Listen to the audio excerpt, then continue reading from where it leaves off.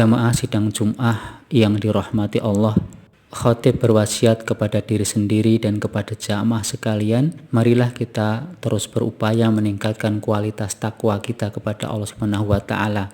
Takwa dalam arti yang sebenar-benarnya, menjalankan segala perintahnya dengan penuh keikhlasan dan menjauhi segala larangannya dengan penuh kesadaran.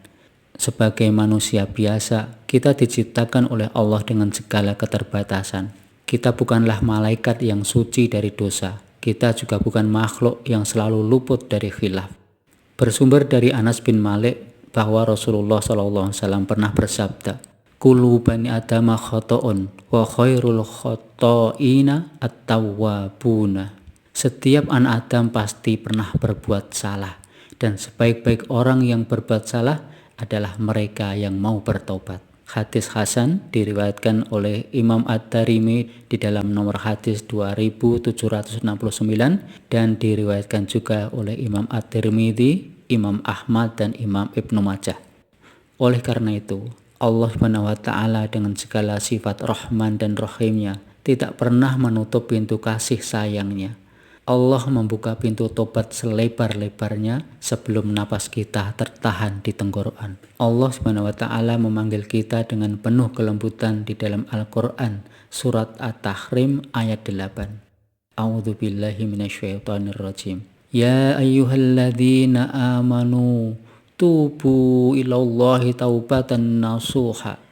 Asa rabbukum ayyukaffiru ankum sayyi'atikum wa yudkhilakum jannatin tajri min tahtihal anhar yauma la yukhzillahu an-nabiyya walladzina amanu ma'ah nuruhum yas'a baina aydihim wa bi aymanihim yaquluna rabbana atmim lana nurana waghfir lana innaka ala kulli syai'in qadir.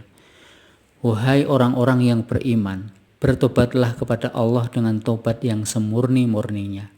Mudah-mudahan Tuhanmu akan menghapus kesalahan-kesalahanmu dan memasukkanmu ke dalam surga yang mengalir di bawahnya sungai-sungai. Pada hari ketika Allah tidak menghinakan Nabi dan orang-orang beriman bersamanya. Cahaya mereka memancar dari hadapan dan di sebelah kanannya, dan mereka berkata, "Ya Tuhan kami, sempurnakanlah untuk kami cahaya kami dan ampunilah kami. Sesungguhnya Engkau Maha Kuasa atas segala sesuatu." Jamaah yang mulia, Imam An-Nawawi dalam kitab monumental beliau, Riyadhus Shalihin, menegaskan sebuah konsensus para ulama bahwa bertobat dari setiap dosa hukumnya adalah wajib ain bagi setiap orang. Tidak boleh ditunda, tidak boleh diremehkan. Beliau merumuskan bahwa agar tobat kita diterima dan sah di hadapan Allah, ada syarat-syarat ketat yang harus dipenuhi, yang terbagi dalam dua kondisi besar. Kondisi pertama, jika kemaksiatan atau dosa tersebut murni terjadi antara seorang hamba dengan Allah Subhanahu wa Ta'ala. Dosa ini tidak melibatkan hak, harta, atau kehormatan manusia lain. Contohnya adalah meninggalkan sholat, tidak berpuasa, atau terjebak dalam kemaksiatan yang tersembunyi. Dalam kondisi ini, para ulama merumuskan 3 syarat utama yang harus dipenuhi. Syarat pertama adalah al-iqla' atau menghentikan kemaksiatan tersebut seketika. Seseorang tidak dikatakan bertobat jika lisannya mengucapkan istighfar, namun tangannya masih aktif melakukan maksiat. Tobat menuntut tindakan nyata untuk langsung memutuskan hubungan dengan lingkaran dosa tersebut saat itu juga. Syarat kedua adalah an-nadam atau penyesalan yang mendalam. Ada rasa perih di dalam dada, ada rasa malu yang teramat sangat kepada Allah yang telah memberikan begitu banyak nikmat, namun justru dibalas dengan kedurhakaan. Penyesalan inilah yang menjadi motor penggerak kesungguhan tobat seseorang. Syarat ketiga adalah al-azm, yaitu bertekad kuat dan berjanji di dalam hati untuk tidak akan pernah kembali mengulangi dosa tersebut selama-lamanya. Ini adalah komitmen jangka panjang.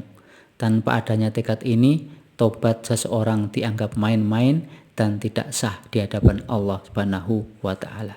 Sidang jamaah yang dirahmati Allah, lalu bagaimana dengan kondisi yang kedua? jika maksiat atau dosa yang kita lakukan berkaitan dengan hak sesama manusia, inilah bagian yang paling berat. Banyak di antara kita yang mengira bahwa urusan dosa bisa selesai hanya dengan menangis di atas sajadah di sepertiga malam. Padahal jika dosa itu melibatkan manusia lain, Allah tidak akan mengampuninya sebelum urusan di antara manusia tersebut diselesaikan terlebih dahulu di dunia. Maka para ulama menambahkan syarat keempat, yaitu wajib membebaskan diri dari hak orang yang dirugikan atau dizolimi. Kitab Riyadhus Shalihin merincinya menjadi 3 bentuk interaksi.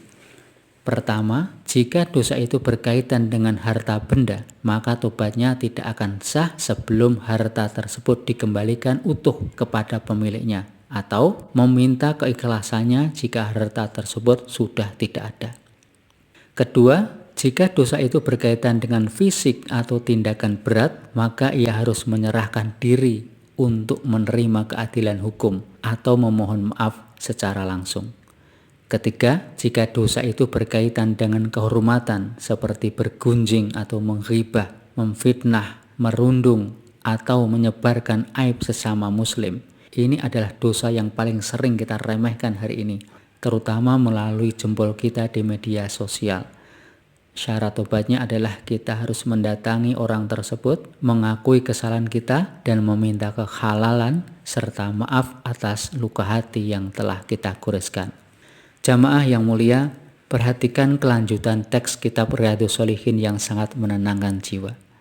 Dan wajib bagi seseorang untuk bertobat dari semua dosa.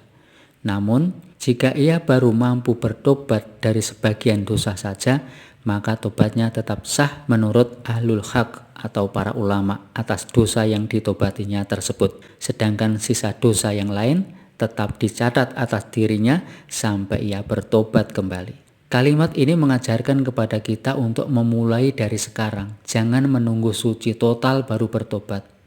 Jika kita sadar telah melakukan 10 dosa, dan hari ini kita baru mampu bertobat dengan jujur dari 1 dosa, maka Allah yang Maha Pengasih akan menerima tobat yang 1 itu. Langkah kecil yang jujur jauh lebih dicintai Allah daripada menunda-nunda perubahan.